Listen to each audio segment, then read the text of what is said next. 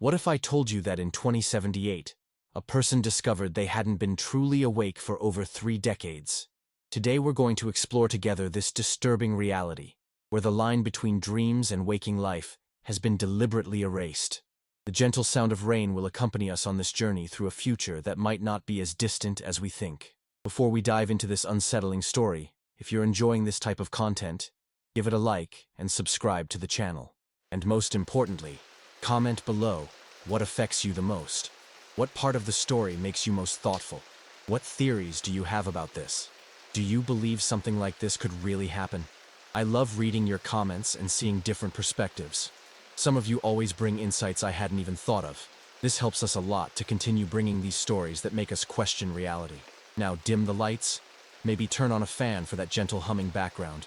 If it's too cold, grab a cozy blanket. Feel the relaxing sound of rain and let's begin tonight's journey together. You wake up to the sound of gentle rain against your bedroom window, just like every morning in 2078. But here's the thing, you can never be entirely sure you're actually awake. The mandatory consciousness scanner beside your bed flickers between green and amber, displaying reality status inconclusive in those sterile digital letters you've grown to hate. You sit up, rubbing your eyes, feeling that familiar vertigo that comes with existing in perpetual uncertainty. The rain continues its rhythmic pattern, a sound that's become your only reliable anchor in a world where nothing else makes sense anymore. Was that conversation with your neighbor yesterday real? Or did you dream it? The memory feels solid, but then again, they all do now. Your neural interface chirps softly, reminding you to take your daily reality stabilization pills. The irony isn't lost on you. Pills designed to help distinguish reality from dreams, manufactured by the same corporations that profit from keeping you confused in the first place. You dry swallow the blue tablet, tasting that metallic aftertaste that somehow feels both familiar and foreign. The apartment around you shifts subtly, walls breathing like living tissue. Is this normal morning distortion, or are you slipping into another layer of engineered consciousness? You've stopped trying to figure it out. The experts say that's healthy. Acceptance is the first step toward functional living in the new reality paradigm. Outside your window, the city of Neo-Seattle spreads out in impossible geometry. Buildings that shouldn't be able to stand, streets that loop back on themselves, sky trains that disappear mid-journey. The architects call it dream logic integration, designing physical spaces that mirror the fluid nature of dream experiences. You call it a headache waiting to happen. Your smartphone buzzes with a message from someone named Sarah, claiming to be your sister. The weird part? You're pretty sure you're an only child. But the photos in the message show decades of shared memories, birthday parties, family vacations. Your brain accepts them as real, even as your gut screams otherwise. The rain patters against the glass, the only sound that doesn't lie. You shuffle to the bathroom, avoiding eye contact with the mirror. Reflection analysis has become too unreliable. Sometimes you see yourself, sometimes a stranger, sometimes nothing at all. The corporations say it's a side effect of consciousness expansion. The underground whispers it's intentional psychological warfare. You just want to brush your teeth without questioning your existence. The toothbrush in your hand feels simultaneously too light and too heavy. Physical sensations have become negotiable, subject to change without notice. Is this the enhanced sensory experience they promised? Or are you losing touch with basic reality? The gentle rain outside provides a constant, reassuring soundtrack to your morning confusion. Your reflection finally stabilizes. It's definitely you, but wearing clothes you don't remember putting on. A corporate uniform for Dream Logic Industries, complete with a badge that reads Senior Reality Coordinator. Problem is, you're pretty sure you work at a coffee shop, or used to, or dreamed you did. The boundaries keep shifting like smoke. The bathroom mirror fogs up despite the lack of hot water, displaying a message in condensation. Report to consciousness evaluation at 0900 hours. You wipe it clean, but the message reappears. Standard protocol for reality deviation incidents. At least you think it's standard. Maybe you're remembering someone else's life again. The commute to your consciousness evaluation feels like swimming through molasses mixed with electricity. The gentle rain follows you, drumming against the transparent aluminum roof of the public transport pod, the only constant in your shifting world. Other passengers sit in various states of awareness, some staring blankly ahead, others frantically scribbling in reality journals. A few completely unconscious but somehow still functioning. You work for Dream Logic Industries, apparently. The company badge feels real enough in your pocket. warm to the touch and slightly vibrating with embedded technology. Your job title shifts depending on who's asking. Sometimes you're a reality coordinator, other times a sleep architecture analyst. Today, according to your neural implant, you're a dream quality assessor. The work is always the same though, monitoring people's sleep patterns and extracting valuable data from their subconscious minds. The dream logic building rises from the city center like a crystalline tumor, its surfaces reflecting not what's actually there, but what observers expect to see. It's a masterpiece of psychological architecture, a building that adapts its appearance based on the viewer's mental state. Right now it looks like a cross between a hospital and a prison, which feels about right given your mood. Inside, your supervisor Ms. Chen greets you with that same artificially warm smile she's worn for the past 3 years. Or has it been 3 days? Time measurement has become more of a suggestion than a fact since the temporal standardization project began. Ready for another productive day of harvesting dreams? She asks. And you're not sure if she's being sarcastic or if that's literally what you do here. Your workstation overlooks the sleep processing center, where thousands of people lie in specialized beds, their dreams being monitored, recorded, and packaged for commercial use. The gentle rain sound is piped in through speakers to maintain consistency across all dream states. These sleeping subjects believe they're at home, in their own beds, living normal lives. In reality, they're human content farms, producing entertainment and experiences for those who can afford premium dream packages. The irony is delicious in its bitterness. You're monitoring people who don't know they're asleep while never being sure if you're awake yourself. It's like a Russian nesting doll made of consciousness, each layer more uncertain than the last. Your computer screen displays dream analytics, emotional intensity levels, narrative coherence scores, commercial viability ratings. You're literally grading people's subconscious experiences. Today's assignment involves quality control for the authentic 21st century experience package. Dreams designed to simulate life before the reality integration protocols. Customers pay premium prices to experience what it felt like to have clear boundaries between sleeping and waking. The market research shows massive demand for reality nostalgia among the wealthy elite. You watch as Subject 4791 dreams about arguing with a customer service representative about his phone bill. The dream has remarkable detail. The fluorescent lighting, the hold music, the representative's scripted apologies. It's so mundane, it's almost beautiful. This ordinary frustration will be packaged and sold to someone who's never experienced genuine, unmanipulated annoyance. Your neural interface pings with an urgent message from the consciousness police. They're conducting random reality audits today, checking for signs of unauthorized lucidity among the workforce. Anyone caught thinking too clearly about their situation gets reassigned to the sleep processing center. You quickly adjust your awareness levels to appear appropriately confused and compliant. The rain continues outside, visible through the building's massive windows, and you wonder if it's real precipitation or another engineered experience. Weather control became possible decades ago, but the corporations found that unpredictable elements like rain helped maintain the illusion of naturalness in their controlled environments. Even the weather has become a tool for psychological manipulation. Miss Chen appears beside your desk again, but this time she's wearing different clothes and has a slight accent you don't remember. "How are the dream harvests coming along?" she asks. And you realize you might be talking to a completely different person who just looks like your supervisor. Or maybe she's always had an accent and you're the one who's changing. The coffee in your mug shifts between hot and cold, without any pattern you can discern. Corporate policy requires all beverages to maintain reality fluidity, to prevent employees from using temperature as a consciousness anchor. Small comforts have been systematically eliminated to keep workers properly disoriented. At least the rain sound remains constant, pattering gently against the windows like a lullaby for the perpetually confused. The memory hits you like a glitch in a corrupted video file, sudden, fragmented, and completely at odds with everything you know about your life. You're standing in a different apartment, arguing with someone who looks exactly like you, but claims to be your roommate. The rain outside sounds identical, but the window is on the wrong wall, and you're wearing clothes that don't exist in your current wardrobe. This isn't the first time fragments of an impossible past have surfaced. Last week, you remembered graduating from a university that was demolished before you were born. The memory included complete sensory details, the weight of the diploma, the proud smile of parents whose faces you can't recall when conscious, the smell of campus food that tasted exactly like nostalgia mixed with institutional despair. Your neural database shows a clean, consistent life history. Born in Neo-Seattle, educated at approved institutions, employed by DreamLogic Industries since graduation.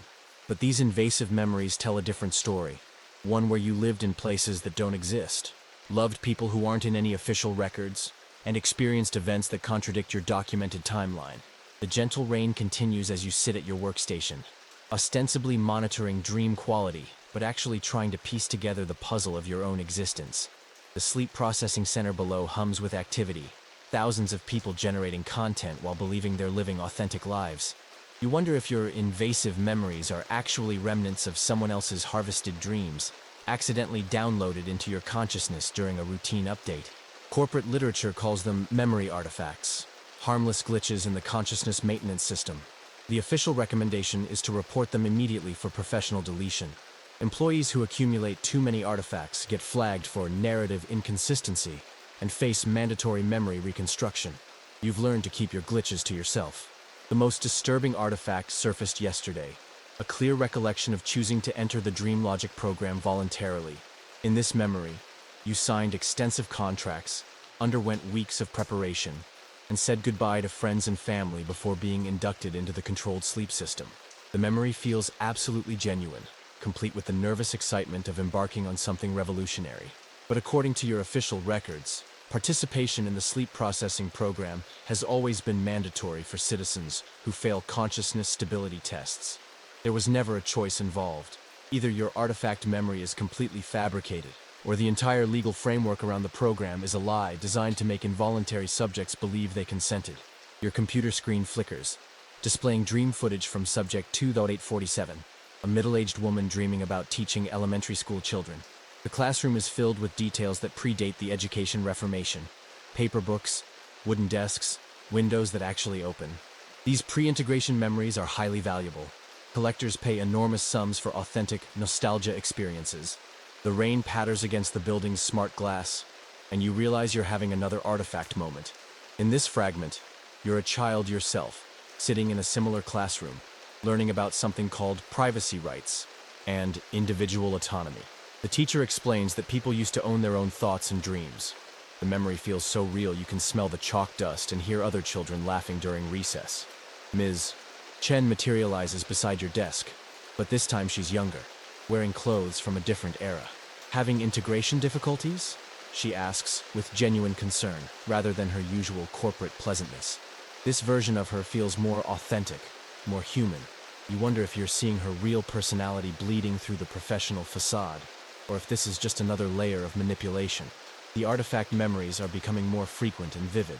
Sometimes you remember being married to someone whose face changes each time you try to focus on it. Other times you recall having children who call you by a different name entirely. These phantom relationships feel more emotionally real than any of your documented social connections. Your neural interface chirps with a priority message. Memory consistency. Evaluation scheduled for 1400 hours. Report to Cognitive Adjustment Department. The timing isn't coincidental. The system has detected your increasing artifact activity and scheduled you for corrective maintenance.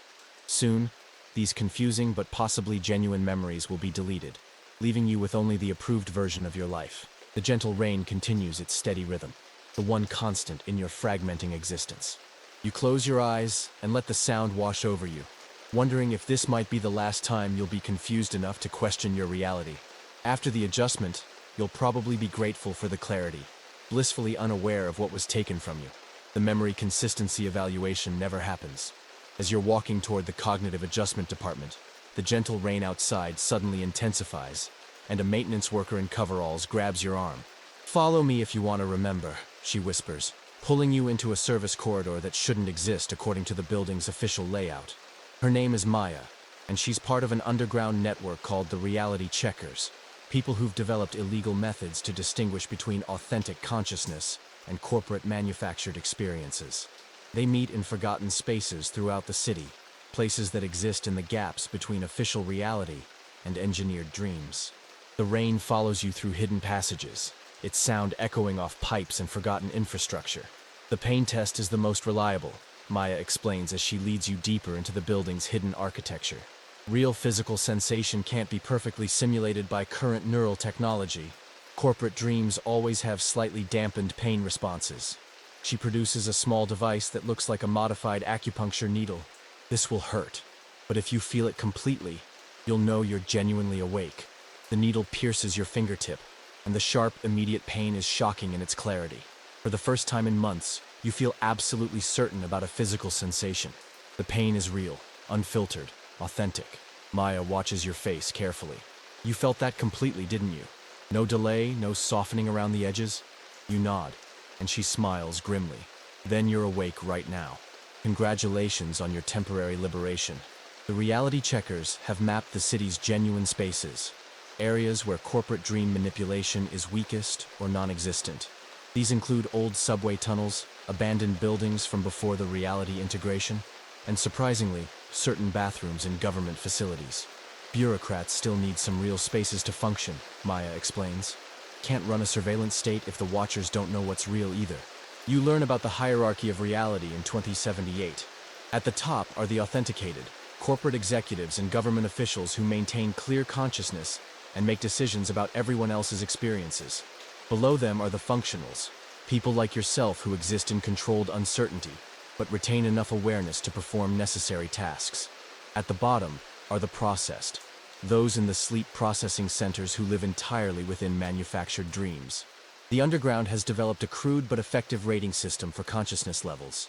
Green means you're definitely awake, amber means probably awake but influenced, red means you're dreaming but aware of it, and black means fully processed, Maya explains. Most people spend their days cycling between amber and red without realizing it. The corporations have made uncertainty so normal that nobody questions it anymore. Maya shows you surveillance footage from hidden cameras placed throughout the city. People walk in strange patterns, having conversations with individuals who aren't there, entering buildings that exist only in their enhanced reality. Watch this businessman. She points to a well-dressed man on the screen. He thinks he's in a board meeting, but he's actually standing in an empty parking lot talking to a wall.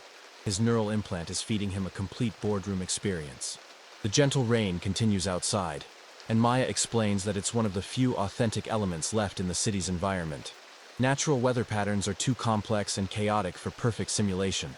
The corporations use real rain as a baseline for authenticity in their artificial experiences. It's become an inadvertent anchor point for genuine reality. The reality checkers have their own communication network, using pain-based codes and sensory triggers that can't be replicated in dream states.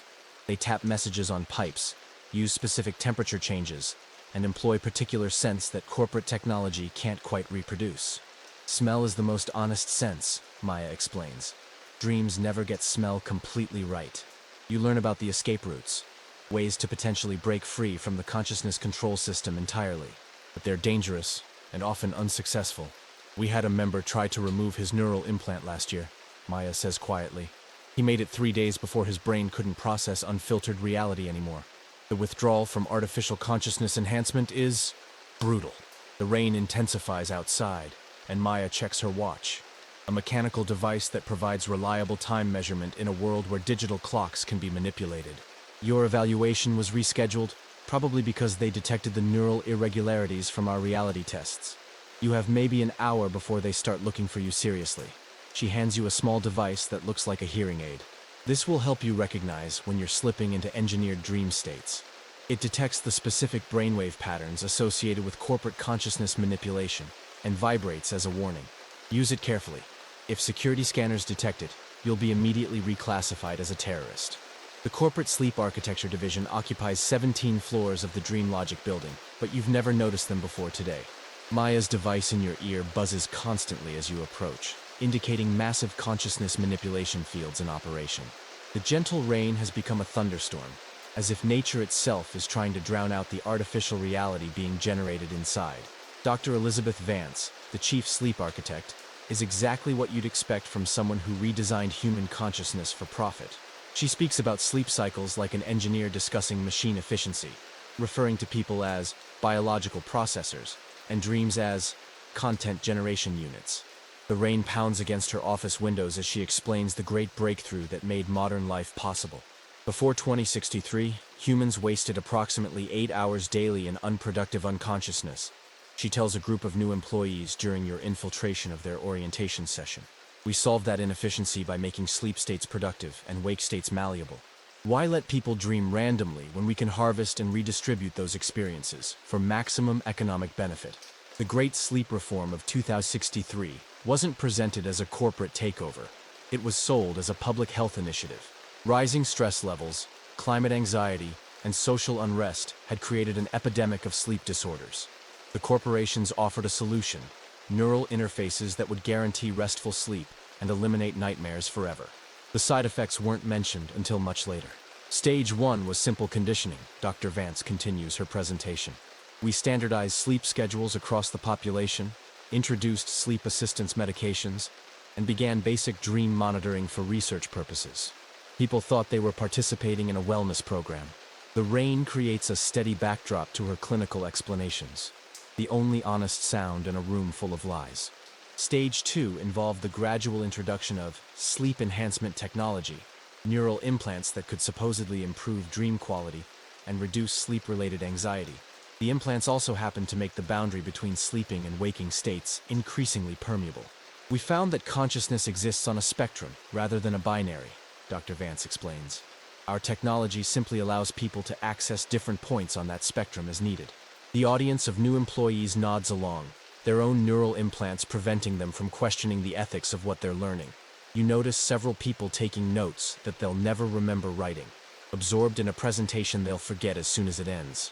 The reality distortion fields in this room are so strong that even your warning device has stopped functioning properly. Stage 3 was the implementation of productivity dreaming, using people's sleep time to generate marketable content while their bodies rested. Dreams about exotic vacations could be packaged and sold to those who couldn't afford real travel. Nightmares about historical events became educational materials. Even mundane dreams about daily routines had value for market research companies. The beautiful efficiency of the system, Dr.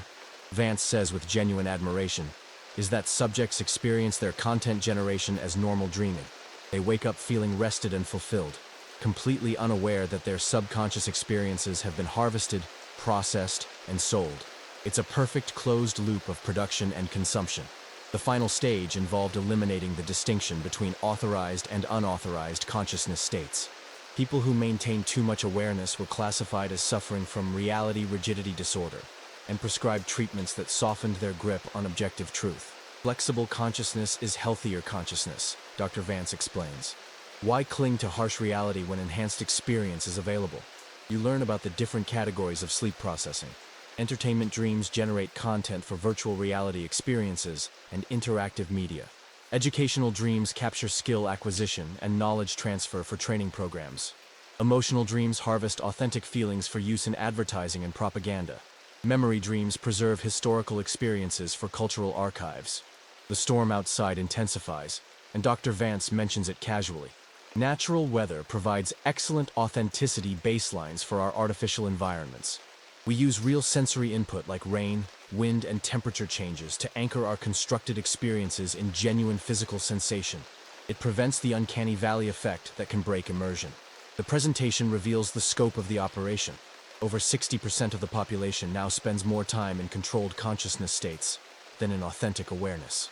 Most people don't know which category they belong to, and the corporations prefer it that way. Informed consent is inefficient, Dr. Vance explains. People make better content when they're not consciously performing for an audience. Maya's warning echoes in your memory as you realize the true horror of the system. The reality checkers aren't fighting against external oppression. They're swimming against a tide of collective unconsciousness that most people have willingly embraced. The rain continues its honest percussion against the windows, one of the few remaining elements that hasn't been commodified and redistributed. The elevator to the restricted memory archive requires special authorization that your corporate badge somehow provides, despite your certainty that you shouldn't have access to this floor. The gentle rain has followed you inside the building's ventilation system, creating an almost musical backdrop to your descent into the repository of stolen consciousness. Mrs. Eleanor Hartwell, 73, sits in the archive's corner section marked Pre-Integration Subjects. She's one of the last natural dreamers, elderly people who remember what unmanipulated sleep felt like before the Great Sleep Reform. The corporations keep them as living baselines, studying their authentic dream patterns to improve the artificial ones they manufacture for everyone else. Sleep used to be private, she tells you, her voice carrying the weight of someone who's watched the world transform into something unrecognizable. We'd close our eyes, and whatever happened in there belonged to us. Dreams were personal, chaotic, meaningless, beautiful. Now they're products on a shelf. The rain patters against the archive's skylights, and she tilts her head toward the sound. At least the weather still belongs to itself. Eleanor describes pre-2063 sleep as gloriously useless. 8 hours of consciousness that served no economic purpose, generated no content, and couldn't be optimized or harvested. We'd dream about flying, or being late for exams we took decades ago, or having conversations with dead relatives. Completely irrational, completely ours. Her eyes focus on something beyond the present moment, accessing memories that predate corporate consciousness control. The archive around you contains thousands of preserved natural dreams, stored in crystalline matrices that shimmer with captured REM patterns.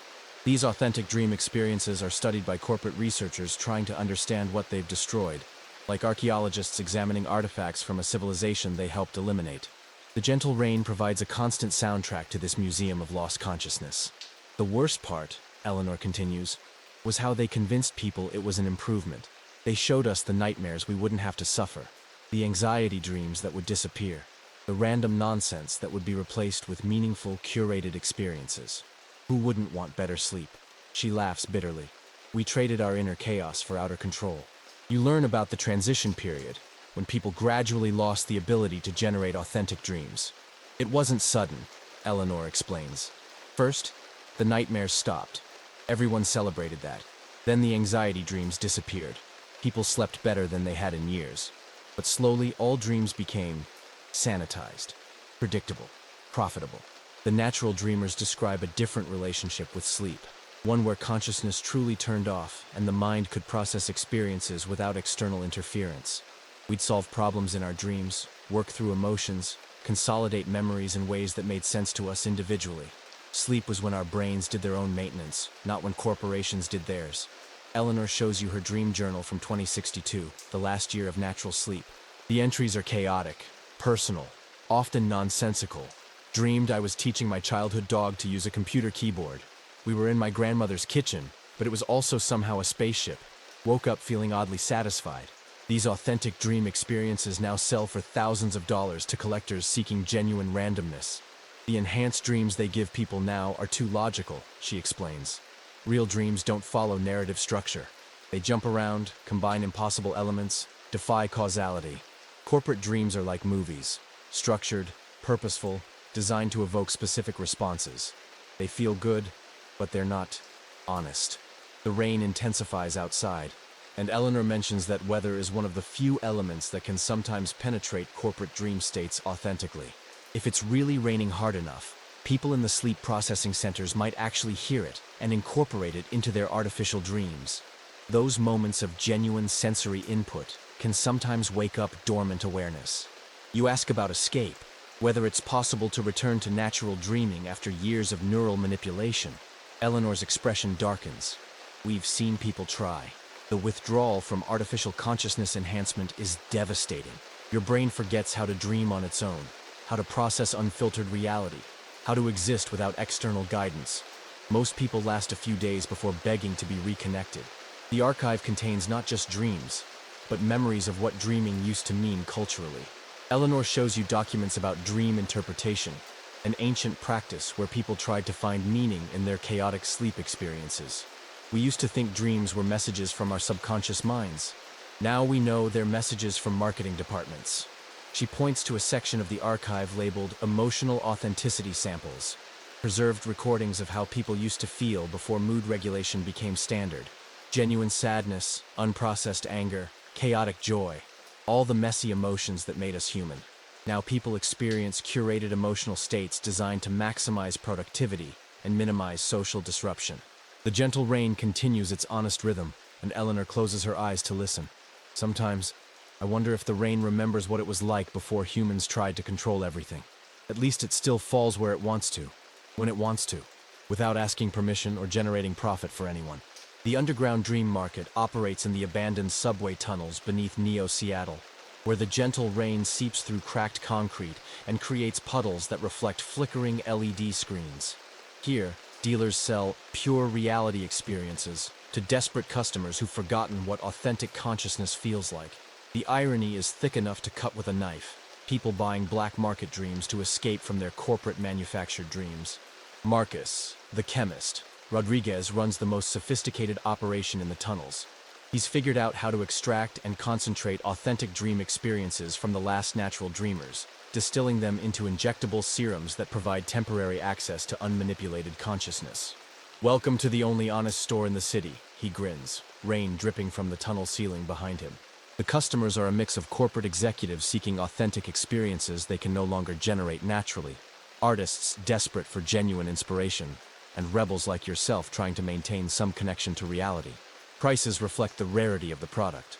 A single dose of pre-integration anxiety dream costs more than most people's monthly food budget. You watch a well-dressed woman inject herself with something called childhood memory chaos, a concentrated version of how children used to dream before neural standardization programs began in elementary schools. Her face transforms as the experience hits, cycling through confusion, joy, and terror in rapid succession. "It's so random," she whispers in wonder. "Nothing makes sense, but it feels so real." The rain creates a steady percussion against the tunnel's metal infrastructure, and Marcus explains that authentic dreams are becoming increasingly rare and valuable. The last natural dreamers are dying off, and their replacement dreams are getting more sophisticated. Soon, we won't be able to extract genuine experiences anymore. This is a dying industry. The most expensive product on offer is death dream preparation, extracted from people in their final moments before neural integration, when consciousness briefly returns to its natural state. "It's the purest stuff we've got," Marcus explains. "Right before people lose their authentic awareness forever, their brains generate these incredibly intense, unfiltered experiences. Morbid, but market demand is through the roof." You learn about the addiction cycles that drive the underground economy. People who experience authentic consciousness through black market dreams develop a desperate craving for more, but their neural implants actively work to suppress the memory of what genuine awareness feels like. "They come back asking for that feeling I can't quite remember," Marcus explains. "It's heartbreaking and profitable in equal measure." The dealers have developed their own rating system for dream purity. Basement batch is artificially enhanced corporate dreams repackaged as authentic, cheap, but essentially worthless. Street grade contains fragments of real experiences mixed with synthetic elements. Archive quality is extracted directly from pre-integration subjects. Museum grade is the rarest. Authentic dreams from people who lived entirely before the reality integration began. The gentle rain intensifies, and several customers mention that the sound helps them distinguish between authentic and artificial experiences. "Real rain has micro-variations in rhythm that corporate simulations can't quite replicate," explains a repeat customer.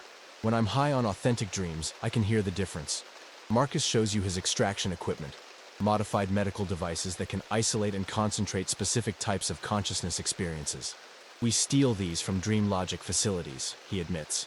Using their own technology against them has a certain poetic justice. The machines hum quietly, processing stolen awareness into marketable doses. The tunnel marketplace exists in a legal gray area that both corporations and government agencies prefer to ignore. "They could shut us down any time," Marcus acknowledges, "but we provide a service their own executives use. Plus, monitoring us gives them intelligence about who's seeking authentic experiences. We're too useful to eliminate completely." You meet other customers. A teacher trying to remember what creativity felt like before educational standardization. A parent desperate to experience genuine love for their children without emotional regulation filters. An artist seeking inspiration that isn't focus grouped and market tested. Each person carries the hollow look of someone missing a fundamental part of themselves. The rain continues its honest rhythm, and Marcus offers you a free sample, a mild dose of pre-integration nostalgia, extracted from someone's memories of the last natural sunset they ever saw. "Consider it professional courtesy," he says. "Anyone fighting the system deserves to remember what they're fighting for." The injection burns as it enters your bloodstream, and suddenly you're experiencing a memory that isn't yours. Standing on a hillside in 2062, watching the sun set without filters, enhancements, or corporate optimization. The sky is chaotic, imperfect, beautiful. For 30 seconds, you remember what it felt like to be fully, authentically human. As the experience fades, you understand why people become addicted to these black market dreams. The contrast between authentic and artificial consciousness is devastating once you've felt the difference. The corporate-managed awareness you've lived with feels like being wrapped in cotton, safer, more comfortable, but fundamentally disconnected from reality. The consciousness police raid hits the underground market at 3:47 a.m., exactly when most of the city's population is scheduled for deep sleep processing. You're still in the tunnels when the tactical teams descend, their equipment designed to detect neural signature irregularities and unauthorized consciousness enhancement. The gentle rain above becomes a thunderstorm, as if nature itself is trying to wash away the violence. Agent Sarah Chen leads the raid with the mechanical efficiency of someone whose emotions have been professionally optimized for law enforcement. Her team carries consciousness scanners that can identify people experiencing unauthorized reality states from 50 meters away. Sweep pattern Delta, she commands through her neural link. Tag anyone showing green level awareness. The irony of the consciousness police is that they're among the few people who maintain authentic awareness as an occupational necessity. You can't enforce reality manipulation laws if you're subject to the same consciousness control as everyone else. They exist in a liminal space, awake enough to do their jobs, controlled enough to never question them. Marcus and his dealers scatter through the tunnel system's hidden passages, but several customers are too disoriented from their authentic dream experiences to move quickly. The consciousness scanners lock onto them immediately, their neural signatures blazing with the chaotic patterns of unmanipulated awareness. Multiple violations detected, Agent Chen reports. Begin immediate field processing. You watch in horror as the tactical team deploys portable neural adjustment devices on the captured customers. The machines look like oversized helmet hairdryers, but they're actually field units capable of performing emergency consciousness realignment. The people writhing under them are having their recent authentic experiences deleted in real time. Their neural patterns forcibly return to approved baselines. The woman who'd experienced childhood memory chaos earlier now stares blankly ahead, her face slack with pharmaceutical compliance. The beautiful chaos of genuine awareness has been stripped away, replaced with the artificial calm of corporate consciousness management. She'll remember coming to the tunnels but not why, remember paying money but not for what. Agent Chen's team works with practiced efficiency, processing violators according to established protocols. First-time offenders get memory adjustment and enhanced monitoring. Repeat violators are scheduled for comprehensive neural reconstruction. Dealers and distributors face immediate transfer to the sleep processing centers, a fate that's essentially civil death. The rain pounds through the tunnel's drainage systems, creating an almost musical backdrop to the systematic destruction of human consciousness. You realize that even this raid is being monitored and recorded. The consciousness police's own experiences will be harvested and analyzed to improve future operations. Everyone is content generation, even the enforcers. Marcus makes a break for the deep tunnels, but Agent Chen's scanner locks onto his neural signature. His brain shows the complex patterns of someone who's been exposed to massive amounts of authentic consciousness. A violation so severe, it barely registers on standard equipment. Priority target acquired, she announces. Classification: Reality Terrorism, Level 9. The tactical team's pursuit of Marcus reveals the true scope of the tunnel system's surveillance infrastructure. Hidden cameras, neural field detectors, and consciousness monitoring devices have been recording everything for months. The underground market wasn't ignored by authorities. It was being used as a laboratory to study consciousness resistance patterns. You hide behind a maintenance pillar, your own neural signature hopefully masked by the rain's interference patterns. The reality checker device Maya gave you vibrates constantly, detecting the massive consciousness manipulation fields being generated by the police equipment. The irony is suffocating. You're using illegal technology to avoid detection by law enforcement officers who are themselves victims of the same system they're enforcing. Agent Chen corners Marcus in a dead-end tunnel, her consciousness scanner revealing the full extent of his exposure to authentic awareness. Subject shows comprehensive reality contamination, she reports. Recommend immediate processing for public safety. The rain echoes through the tunnels as she prepares the neural adjustment device. You know what's funny? Marcus calls out, his voice echoing off wet concrete. Your own consciousness signature shows irregular patterns, Agent Chen. How long before your supervisors decide you've been contaminated by too much contact with authentic awareness? How long before you become the next priority target? Agent Chen hesitates for a microsecond, long enough for her consciousness scanner to register doubt, curiosity, and the faintest trace of authentic awareness. The device in her hands immediately flags her own neural signature as potentially compromised. The system turns on itself with mechanical precision, classifying one of its own enforcers as a consciousness violation. The backup tactical team arrives just as Agent Chen realizes she's become a target of her own operation. The portable neural adjustment device is turned on her, and you watch as one of the few genuinely aware people in law enforcement has her consciousness forcibly realigned to eliminate any traces of inconvenient questions. The gentle rain continues to fall through the tunnel's broken ceiling, washing away the evidence of systematic mental violence. Within minutes, the raid is complete. Violators processed, dealers captured, and even the lead agent adjusted for excessive awareness. The underground market's customers will wake tomorrow with gaps in their memory and an inexplicable craving for something they can't quite identify.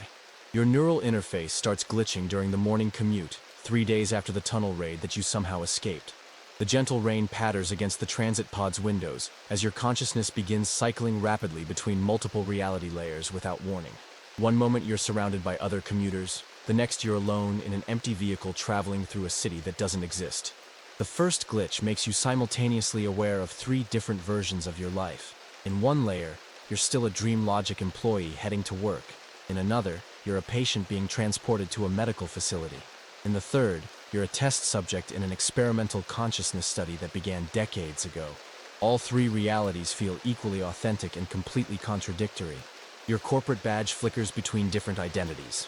Sometimes you're a senior reality coordinator, other times a cognitive adjustment specialist, occasionally a subject classification analyst. The job titles shift faster than you can process them, each one accompanied by a complete set of professional memories that feel genuine but can't all be true simultaneously. The other passengers on the transit pod exist in multiple states of reality. You see them as fellow commuters, as test subjects with monitoring equipment attached to their heads, and as empty spaces with clothes, but no people inside them. The rain outside remains constant across all reality layers, the only element that doesn't shift with your consciousness glitches. Maya's warning device in your ear has stopped working properly. Instead of discrete vibrations, it now produces a continuous tone that varies in pitch based on the intensity of consciousness manipulation in your immediate vicinity. The sound creates an eerie harmony with the rain, like some kind of dystopian orchestra playing the soundtrack to your mental breakdown. Your smartphone displays messages from people who exist in different reality layers. Sarah, the sister you're pretty sure you don't have, sends updates about family events you never experienced. Your supervisor, Ms. Chen, appears in your contacts list multiple times with different personality profiles and contact information. Your own reflection in the phone screen shifts between different faces, all claiming to be you. The transit pod's destination changes each time you look at the route display. Sometimes you're heading to Dream Logic Industries, other times to a medical facility called the Consciousness Research Institute, occasionally to a location simply marked as Processing Center Alpha. The gentle rain follows the pod regardless of which reality you're experiencing, streaming down windows that may or may not actually exist. A maintenance worker sitting across from you flickers between being Maya from the reality checkers and being a complete stranger and being no one at all. When she's Maya, she mouths warnings about neural cascade failures. When she's a stranger, she stares blankly ahead. When she's no one, her clothes sit empty on the seat like a discarded costume.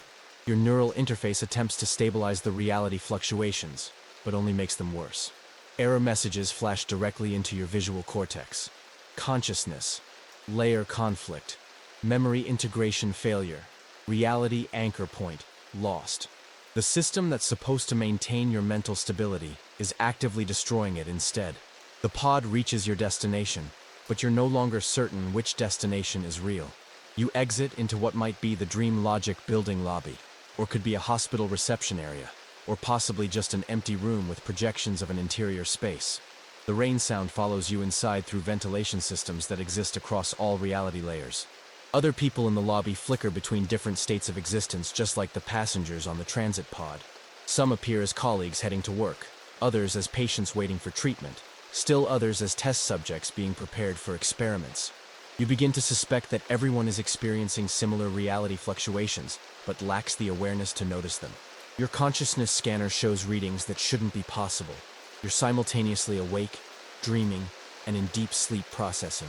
The device displays multiple identity profiles for you, each with different biographical information, employment history, and consciousness classification levels. According to the scanner, you're both a Dream Logic employee and a research subject in their own facilities. The elevator you enter changes floors and destinations, based on which reality layer is dominant at any given moment. Sometimes it goes up to corporate offices, sometimes down to medical facilities, occasionally sideways through spaces that exist outside normal architecture. The gentle rain sound travels through the building's infrastructure, providing the only consistent sensory anchor across all reality states. Your reflection in the elevator's mirrors shows different versions of yourself wearing different clothes and carrying different expressions. One version looks confused and scared, probably the closest to your authentic self. Another appears confident and professional, likely the corporate manufactured personality. A third seems hollow and distant, possibly the medicated patient version of your consciousness. When the elevator doors open, you're faced with a corridor that extends in multiple directions simultaneously, leading to different versions of your life.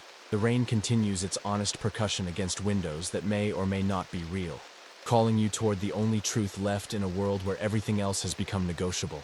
The factory of artificial experiences sprawls across 17 underground levels beneath what used to be downtown Seattle, accessible only through service elevators that exist in the spaces between official reality layers. Your malfunctioning neural interface somehow grants access to restricted areas, treating your consciousness cascade failure as administrative credentials. The gentle rain seeps through the facility's ventilation systems, creating an almost sacred soundtrack to the industrial production of fake human experience. Dr. Amanda Pierce, Chief Experience Engineer, greets you with the enthusiasm of someone showing off their life's work.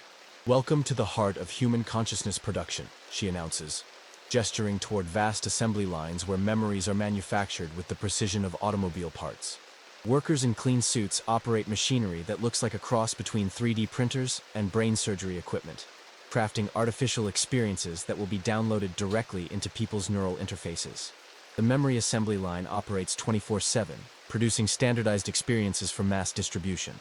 Childhood Birthday Party number 47 rolls off the production line every 30 seconds, complete with specific emotional triggers, sensory details, and social interactions designed to generate feelings of nostalgia and family bonding. The rain's rhythm provides a metronome for the industrial production of fake happiness.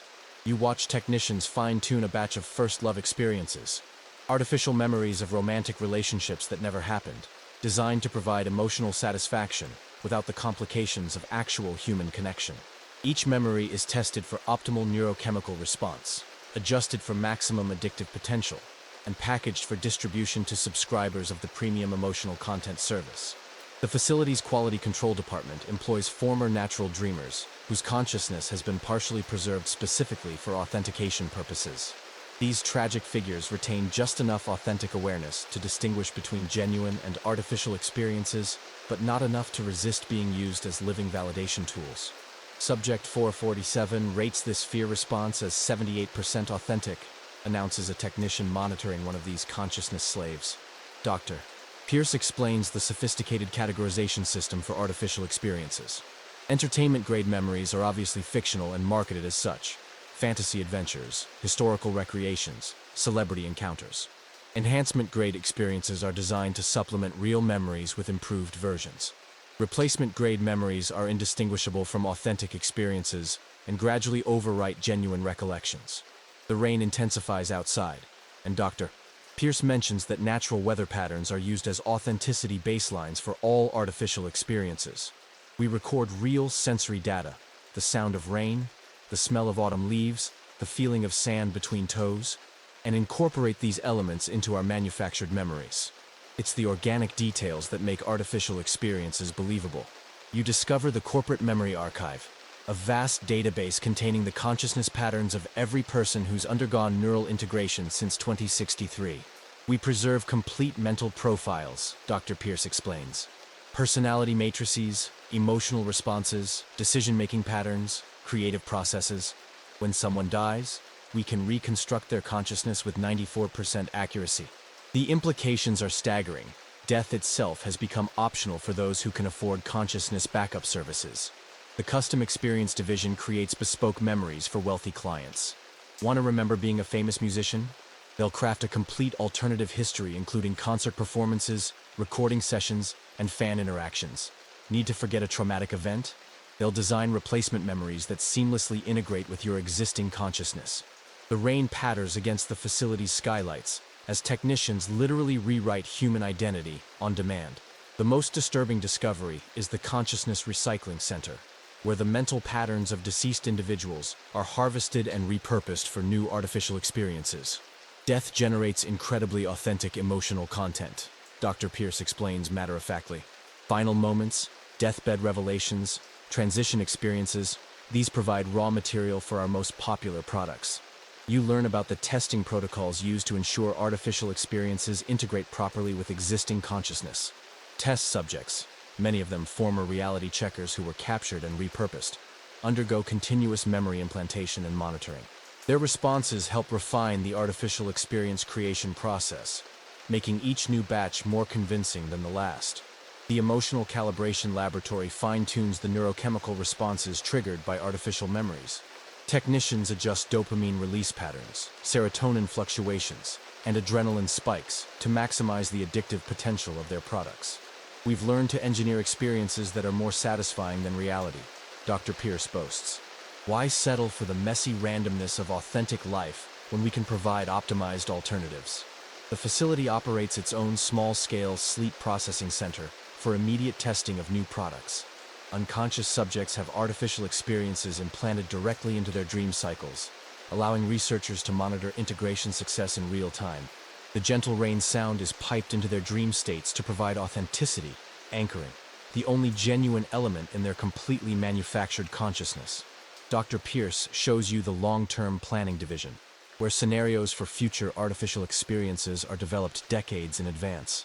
We're already designing memories for experiences that won't happen until 2095, she explains. Artificial childhood memories for babies who will be born into full consciousness management. Synthetic historical experiences for events that haven't occurred yet. The rain continues its honest percussion throughout the underground facility, and you realize it's the only element here that hasn't been artificially created, optimized, or commodified. Even in this factory of fake experiences, natural weather provides an anchor point for whatever remains of authentic reality. The resistance through lucid rebellion operates from the spaces between sleep and waking, teaching forbidden techniques to maintain awareness within manipulated dream states. Maya finds you wandering the Dream Logic facility's corridors, your consciousness still fragmenting across multiple reality layers, and leads you to a forgotten sub-basement where the gentle rain sound penetrates through old steam pipes. Lucid dreaming is the only form of consciousness they haven't figured out how to completely control, Maya explains, as she assembles a group of other refugees from the reality wars. When you're aware that you're dreaming, you can resist the narrative manipulation, and sometimes even hijack their artificial experiences for your own purposes. The training begins with basic awareness exercises designed to help you recognize when you're in an artificial dream state versus authentic unconsciousness. Corporate dreams always have certain tells, explains Jorge, a former Dream Logic programmer who defected after discovering what his code was actually being used for. Perfect logic, consistent physics, emotional responses that are too clean. Real dreams are chaotic, irrational, beautiful disasters. You learn the consciousness anchor technique, using physical sensations that can't be perfectly simulated to maintain awareness across different reality states. Pain is the most reliable anchor, but corporate systems have adapted to monitor for self-inflicted discomfort. The resistance has developed subtler methods.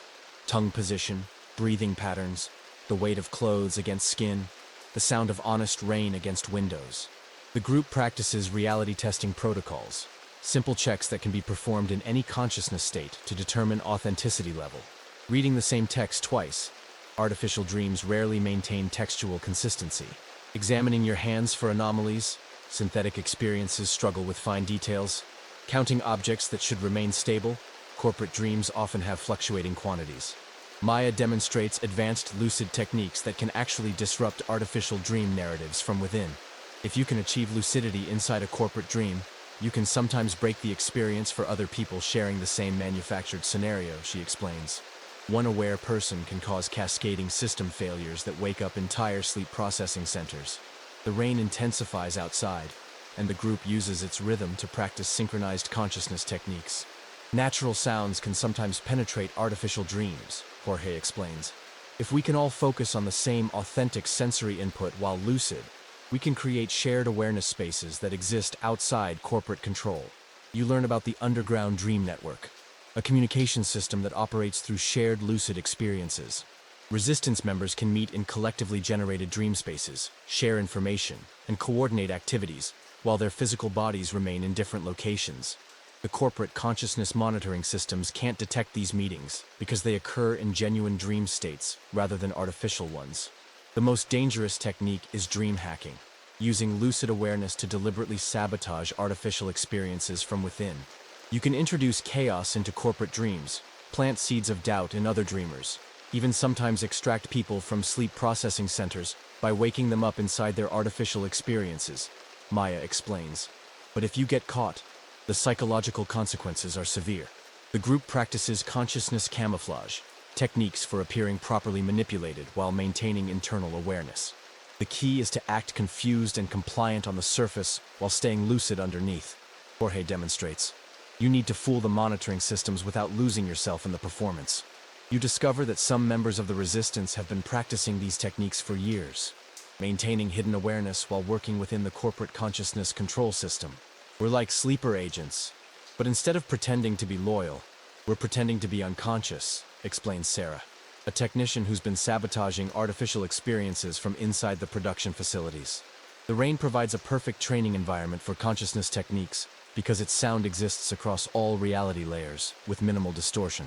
Corporate systems use rain as an authenticity baseline, Maya explains, which means they can't manipulate it without destroying the foundation of their own artificial experiences. The group teaches memory protection protocols, methods for preserving authentic experiences and preventing their replacement with artificial ones. The key is to encode genuine memories with multiple sensory anchors and emotional associations that artificial systems can't perfectly replicate, Jorge explains. Real memories have too much chaos and personal meaning to be easily overwritten. You practice resistance communication, using subtle signals and code phrases that can be employed even under consciousness monitoring. Certain hand gestures, specific word combinations, and particular breathing patterns can convey complex information without triggering security alerts. The gentle rain's rhythm serves as a timing mechanism for these covert communications. The most advanced practitioners demonstrate group lucidity, achieving shared aware states that can support multiple consciousness anchors simultaneously. If enough people maintain lucidity together, we can create stable reality zones that resist corporate manipulation, Maya explains. It's like building islands of authentic consciousness in an ocean of artificial experience. The session ends with a sobering reminder of the risks involved. Every technique we've taught you increases your consciousness signature visibility, Jorge warns. The more aware you become, the more likely you are to be detected and processed. Use these skills carefully, and remember, sometimes the most rebellious act is simply staying awake. The truth about the sleeping city reveals itself during a power grid failure that temporarily disrupts the consciousness management infrastructure across Neo-Seattle. As backup generators struggle to maintain artificial reality projection, you witness the horrifying scope of the deception through windows in corporate facades that shouldn't exist. The gentle rain continues through the crisis, indifferent to human systems of control and manipulation. From the Dream Logic Building's observation deck, you can see the true layout of the city for the first time in decades. Vast underground complexes stretch beneath every neighborhood, their ventilation systems breathing in rhythm with thousands of sleeping bodies. The streets you've walked are largely empty stages, the buildings mostly hollow shells designed to maintain the illusion of normal urban life. Maya's emergency communication device crackles with reports from resistance cells throughout the city. Sector 7 residential complex, confirmed to be 90% sleep processing centers. Actual human habitation, minimal. Downtown business district, revealed as projection facility. No actual commerce detected. Residential neighborhoods, mass dormitory complexes disguised as individual homes. The power fluctuations cause corporate reality projectors to flicker, revealing glimpses of the infrastructure hidden beneath Seattle's artificial surface. Massive life support systems, neural interface maintenance facilities, and consciousness monitoring arrays stretch as far as you can see. The rain falls on equipment that's been maintaining human bodies in artificial comas for decades. Dr. Pierce's voice echoes through the building's emergency communication system as she tries to coordinate damage control. All staff report to reality maintenance stations immediately. We have multiple projection failures and consciousness anchor degradation across 17 sectors. This is not a drill. Her panic reveals just how fragile the entire system actually is. You realize that most of the people you've interacted with over the years were likely projections or artificially controlled individuals, rather than genuinely conscious human beings. The coffee shop where you thought you worked, the apartment where you believed you lived, the colleagues you assumed were real, all elements of an elaborate stage play designed to maintain the illusion of normal life. The underground resistance emerges during the crisis, revealing their true numbers for the first time. Hundreds of people pour out of hidden access points throughout the city. Many of them former DreamLogic employees, consciousness police officers, and even government officials who've been secretly maintaining awareness while appearing to be properly controlled. Maya leads you through service tunnels to one of the major sleep processing centers, hidden beneath what appeared to be a residential neighborhood. Through reinforced windows, you can see endless rows of people lying in specialized beds, their bodies maintained by automated systems while their consciousness experiences artificial lives. The gentle rain seeps through the facility's aging infrastructure, the only natural element in this underground city of the unconscious. The population statistics were never quite right, Maya explains as you survey the vast dormitory complex. They claimed urban renewal had displaced people to suburban communities, but those communities were mostly empty. The majority of Seattle's population has been in controlled sleep for over 15 years. The scope of the deception becomes clear as you access maintenance records during the power crisis. Entire families have been in sleep processing centers while their artificial consciousness experienced normal daily life. Jobs, social interactions, even relationships with other unconscious people sharing manufactured dream scenarios. Children have grown up entirely within artificial experiences, never knowing physical reality. You discover that the corporate employees you've worked alongside, including yourself, were among the few people maintaining even limited consciousness. They needed some aware individuals to maintain the systems and monitor the sleeping population, Jorge explains, through Maya's communication device. But even your awareness was carefully controlled and limited. The rain intensifies, and you realize it's been falling on a largely empty city for decades. The streets you walked were mostly populated by projections and artificially controlled individuals moving through predetermined routines. The few genuinely conscious people were scattered throughout the infrastructure, unknowingly maintaining the systems that kept their fellow humans unconscious. The most disturbing revelation comes from accessing the city's actual population records. Of Seattle's supposed 750,000 residents, fewer than 50,000 are maintaining any form of genuine consciousness. The rest exist in sleep processing centers, their bodies kept alive while their minds experience artificial lives that generate content for the entertainment and research industries. Emergency broadcasts reveal similar situations in major cities across the globe. London reporting 85% sleep processing rates. Tokyo confirms mass consciousness management protocols in effect. New York infrastructure maintaining 600,000 unconscious subjects. The entire world has been quietly transformed into a network of consciousness farms. The gentle rain continues to fall on empty streets and hidden dormitories, the only witness to humanity's collective surrender to artificial experience. As the power grid slowly stabilizes and reality projectors come back online, you understand that this glimpse of truth was temporary. Soon, the illusions will resume, the artificial experiences will restart, and the sleeping city will return to its manufactured dreams. Maya's final transmission before the reality projectors fully reactivate carries a simple message. Now you know what we're really fighting for. The question is, what are you willing to sacrifice to wake up a world that's forgotten how to dream for itself? Breaking the dream. Reality loop requires more than just awareness. It demands the deliberate destruction of your own neural interface while fully conscious. A process that's essentially voluntary brain surgery without anesthesia. Maya leads you to a hidden medical facility in the abandoned subway tunnels where the gentle rain drips through cracked concrete, providing a natural rhythm to accompany the most dangerous procedure of your life. Dr. James Way, a former DreamLogic neurosurgeon who defected after discovering the true scope of the consciousness control program, explains the risks with clinical detachment. The neural interface has been integrated with your brain for years. Removing it will cause massive neurological trauma, potentially permanent cognitive damage, and possible death. But leaving it in place means you'll never experience authentic consciousness again. The underground medical facility consists of salvaged equipment and jury-rigged life support systems, a far cry from the sterile perfection of corporate medical centers.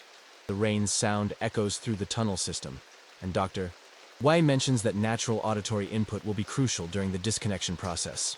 Your brain will need authentic sensory anchors to maintain stability while we sever the artificial consciousness connections. You learn about the disconnection syndrome. What happens to people who survive neural interface removal? Best case scenario, you'll experience reality the way humans did before 2063. Chaotic, unfiltered, often overwhelming. Worst case, your brain won't be able to process unmediated experience, and you'll exist in a state of constant sensory overload until your nervous system shuts down. Maya shows you testimonials from the few successful disconnections they've performed over the years. Some describe the experience as awakening from a decades-long coma into a world of impossible intensity.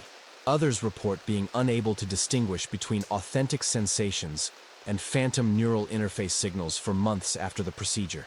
A few claim to have achieved something approaching normal human consciousness. The preparation process involves gradually reducing your dependence on neural interface functions over several days. We need to retrain your brain to process sensory input, manage emotions, and maintain awareness without artificial assistance, Dr. Wei explains. Think of it as learning to walk again, but with your mind instead of your legs. The gentle rain provides a constant backdrop as you practice basic consciousness exercises, feeling genuine physical sensations, processing unfiltered emotions, maintaining awareness without external validation. Each exercise reveals how dependent you've become on artificial consciousness enhancement. Simple tasks like focusing attention or remembering experiences without digital assistance become monumentally difficult. You meet other candidates for disconnection, people who've decided that authentic consciousness is worth risking death to achieve. Sarah, a former consciousness police agent, describes her motivation. I spent years enforcing reality manipulation laws while never experiencing reality myself. I need to know what I was destroying, even if it kills me. The underground facility's walls are covered with messages from previous disconnection patients, some hopeful, others terrifying. Day 30, post-disconnection. Colors are so intense they hurt, but they're real. Week 12. Still can't tell if I'm awake or dreaming, but at least the dreams are mine now. Month 6. I remember what silence sounds like. Dr. Wei explains the technical aspects of the procedure with grim precision. We'll need to sever neural pathways that have been artificially integrated with your consciousness for years, remove hardware that's grown into your brain tissue, and somehow prevent your nervous system from going into shock when it suddenly has to process reality without assistance. The rain intensifies outside, and you realize this might be the last time you hear it as background ambient sound, rather than as a stark, unfiltered sensory experience. Post-disconnection patients report that ordinary sounds become overwhelming, Dr. Wei warns.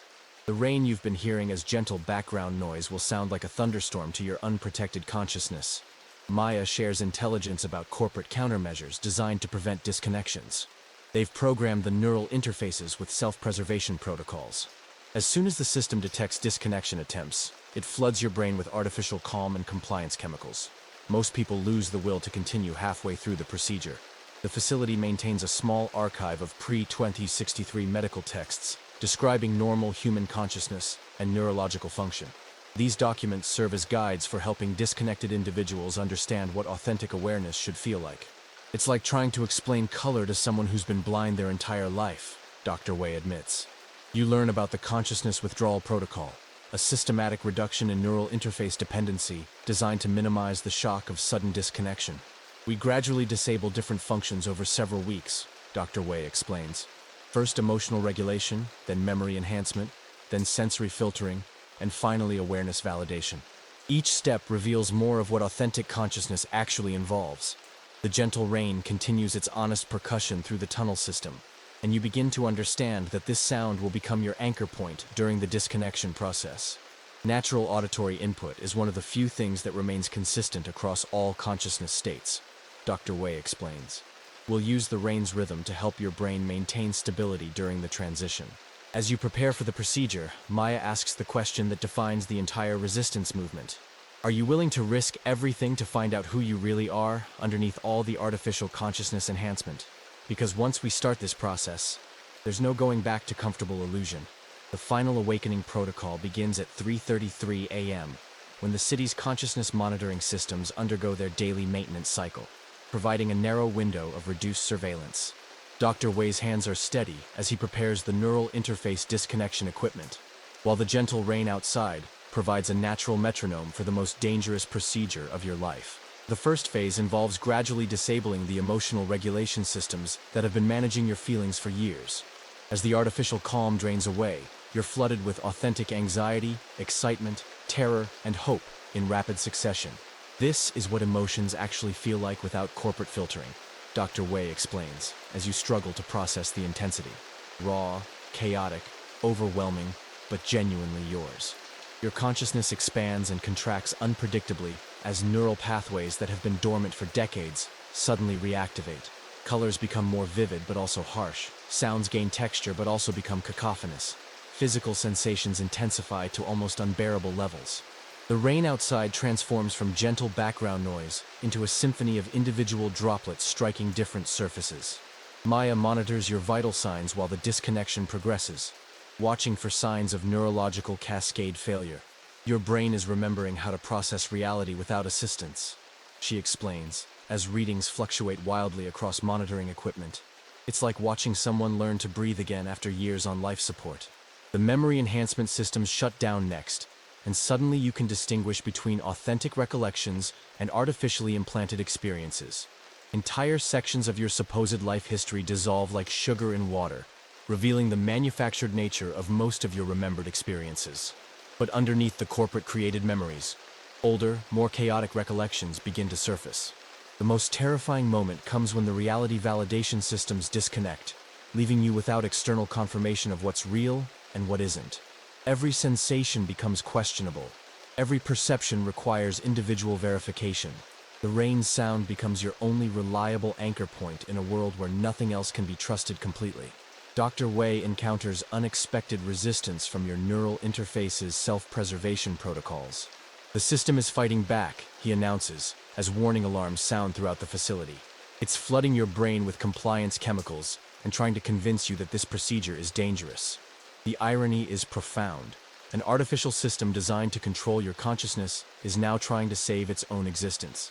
You experience what Dr. Wei calls consciousness vertigo, the disorienting sensation of your awareness existing without artificial boundaries or external validation. It's simultaneously liberating and terrifying, like suddenly being able to fly but having no control over altitude or direction. The gentle rain provides the only stable reference point in your expanding consciousness. The facility's emergency systems activate as corporate security forces detect the illegal disconnection procedure. Maya and her team prepare defensive measures while Dr. Wei races to complete the neural interface removal before consciousness police arrive. We have maybe 10 minutes before they breach the tunnel system, Maya reports through gritted teeth. Your perception fragments and reassembles repeatedly as artificial consciousness layers are stripped away one by one. Sometimes you see the medical facility clearly, other times you're back in your dream logic office. Occasionally you exist in spaces that seem to be pure consciousness without any physical component. The rain's rhythm helps you navigate between these different states of awareness. The final disconnection phase requires you to consciously reject the neural interface's desperate attempts to maintain control. The system offers you one last chance to return to comfortable, managed consciousness, complete with artificial memories of this entire experience being just another corporate manufactured dream. Choose carefully, Dr. Wei warns. This is your last opportunity to remain safely unconscious. The corporate security breach happens just as the final neural connections are severed. Consciousness police storm the facility with portable reality adjustment equipment, but you're already beyond their reach. Without a neural interface, their consciousness manipulation devices can't affect you. You exist in a state of authentic awareness that their technology can't touch. The transition to unfiltered consciousness is devastating in its intensity. Every sensation becomes immediate and overwhelming. Every emotion gains weight and texture. Every thought carries the full responsibility of genuine choice. The rain outside sounds like a roaring waterfall, beautiful and terrifying in its honest simplicity.